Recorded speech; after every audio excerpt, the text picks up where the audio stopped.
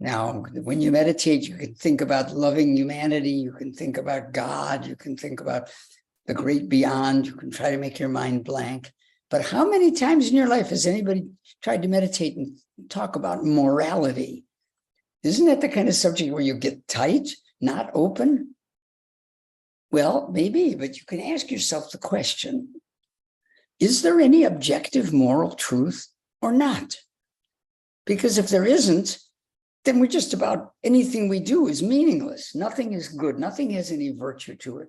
Torturing innocent children, yeah, it's just fine.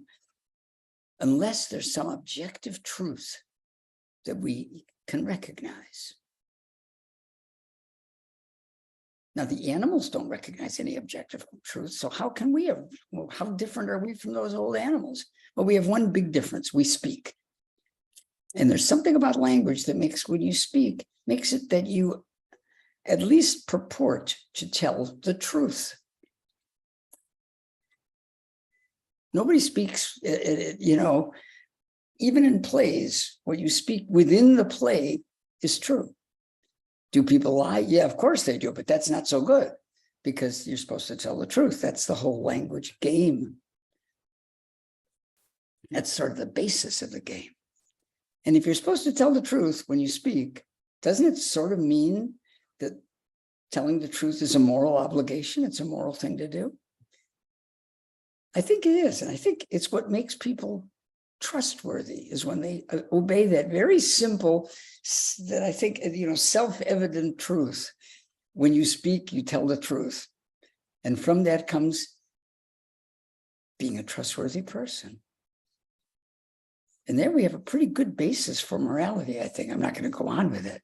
I just want you to be calm, recognize that you can be a trustworthy person just from telling the truth.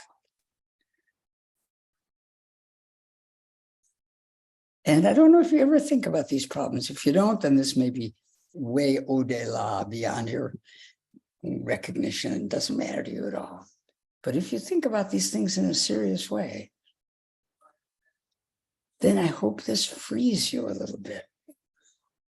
You see the connection between language, which I'm using to communicate with you, and you use all the time yourselves, and morality. Being, as they say, good. So you're not telling any lies right now. So lie there and bask in your virtue. You're imparting no untruths. You're not doing anything by language standards. Linguistically, you're perfect.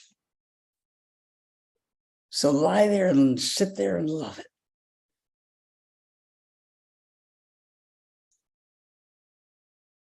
Without any language, if images come to you, look at them the way an animal would look at them. Like an animal in the forest listening. So keen, but formless because there's nothing there to hear.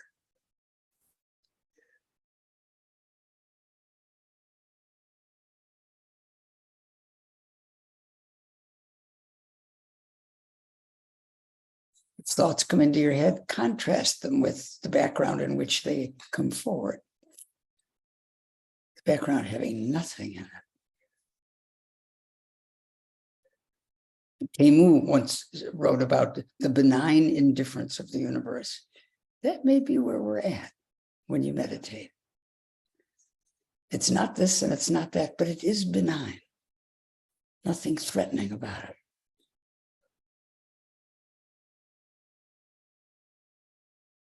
So I'm going to leave you in this threatless state that I hope is benign, I hope is benevolent.